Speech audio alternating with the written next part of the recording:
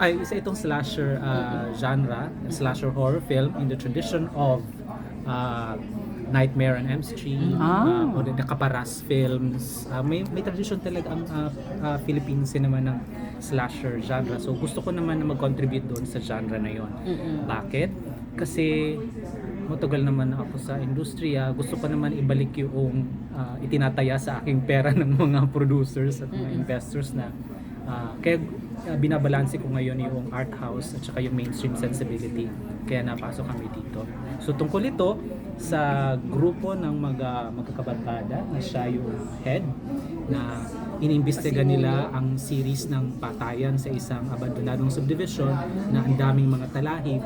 So abangan kung sino ang killer at kung sino ang mananatiling buhay o lahat ba sila patay. So hindi sila yung mga barkada, sila yung mag-aalam kung sino yung killer. Yes.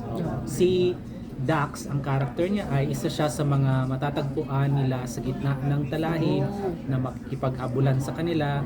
Hindi natin alam kung siya ang killer o hindi. Yung mga ganong mga... yes. Jillian, kanina kinukwento ni Direk na magkanda sugat-sugat daw yung mga cast niya sa talahib, di ba? Nahihiwa kasi yun. Kwento mo naman yung experience mo while working on this film. Ano ba? Nahihiwa ka ba ng talahib? Lahat ng mga sinabi ko kasi.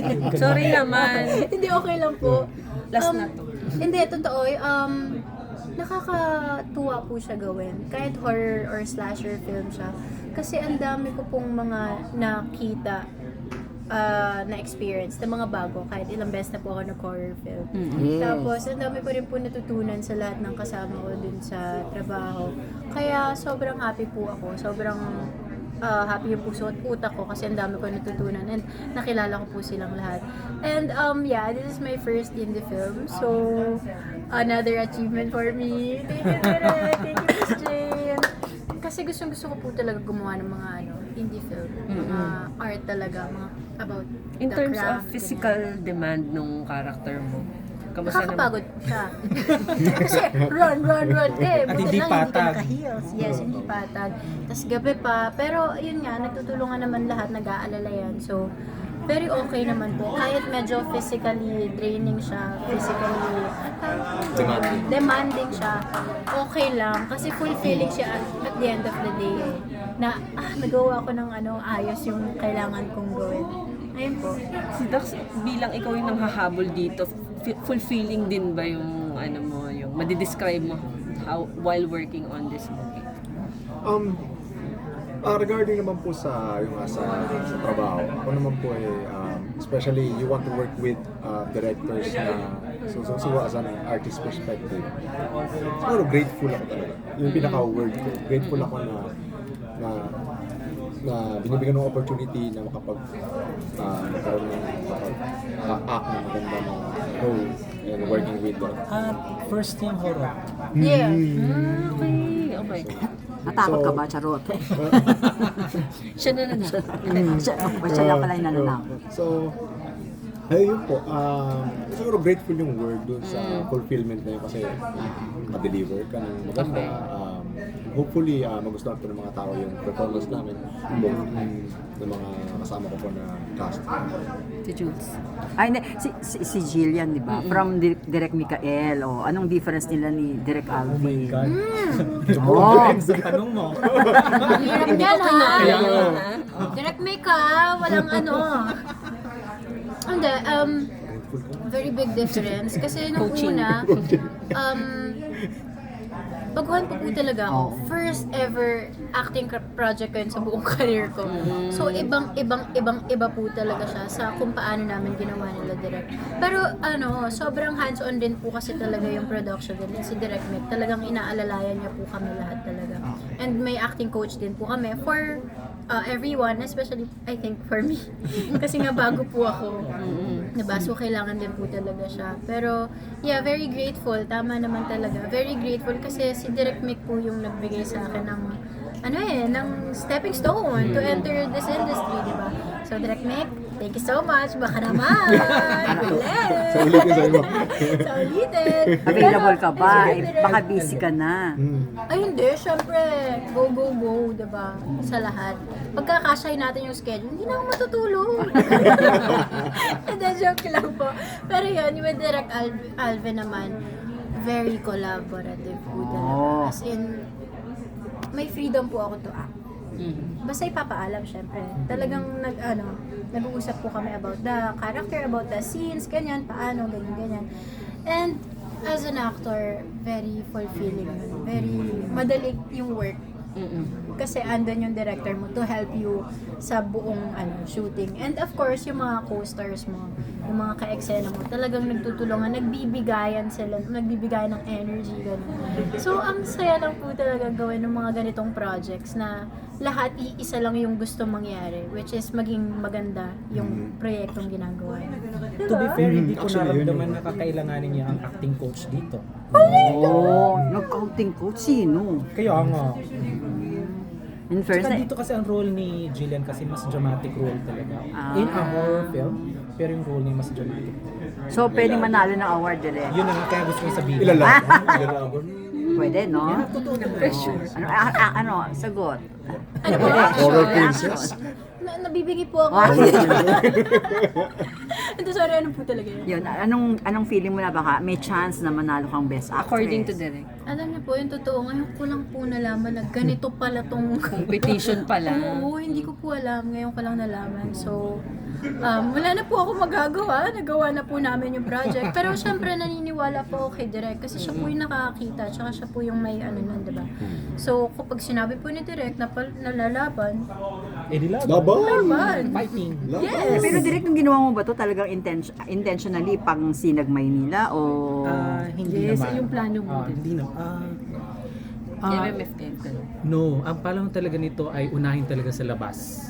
Ibenta talaga. Kasi sumabay kami doon sa efforts ng FDCP at saka ng, ano ba yung mga, Actually, FDCP lang. No? inikot natin yung mga markets. Oo, kasi di ba ang effort talaga ngayon ng lahat dito sa industry ay mapalawak yung market talaga ng Philippine film. So sumabay kami doon and gratefully, thankfully dahil kay Jane, nakasungkit kami Na may ng- perlas. Oo, Sungkat ng perlas. nakasungkit kami ng Funds? international distributors. Okay. Yun. So Oh. kaya ibinalik namin dito. Yes, in-attempt namin noon na ipasok sa Metro Manila Film Fest, hindi naman namin kinakaila yun. Pero siguro itinadhana lang na ito talaga dito yung magandang platform para sa talaki. Yun, grateful din Direk kami. yung kay- distributor, saan yun? Anong area? Anong territories? Hollywood siya, ikaw ang mag-explain. ESTN8. ESTN 8, based sila sa LA. So, American distributor sila. Pero, so far, nakakuha na tayo ng Asian territory. I mean, nabili na sa Asian territory. Ang hindi lang nila sakop sa atin is yung local market. That's why, naipasok natin sa Singapore. So, napalabas na sa ibang countries? Ay, Hindi ibang pa, they are actually waiting for Waiting. our after this? premiere.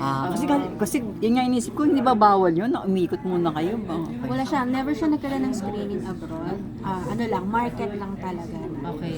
Kumbaga at least after this may sure ano na kami, Yes. diba? Galing! Tapos Ang mas, husay. mas South Korean, mga Koreans yung majority of the employees of that distribution company are Koreans. Koreans and Although, Thai. and Thai. Oh, ang galing. So mukhang gusto rin naman talaga nila na ipasok na rin yung Pilipinas sa game. Kasi Asian cinema, Asian Yes. film. So, dapat may representation din ng Philippine cinema. Direk, anong goal sa pagsali sa Sinag Maynila? Ano Ang goal mo?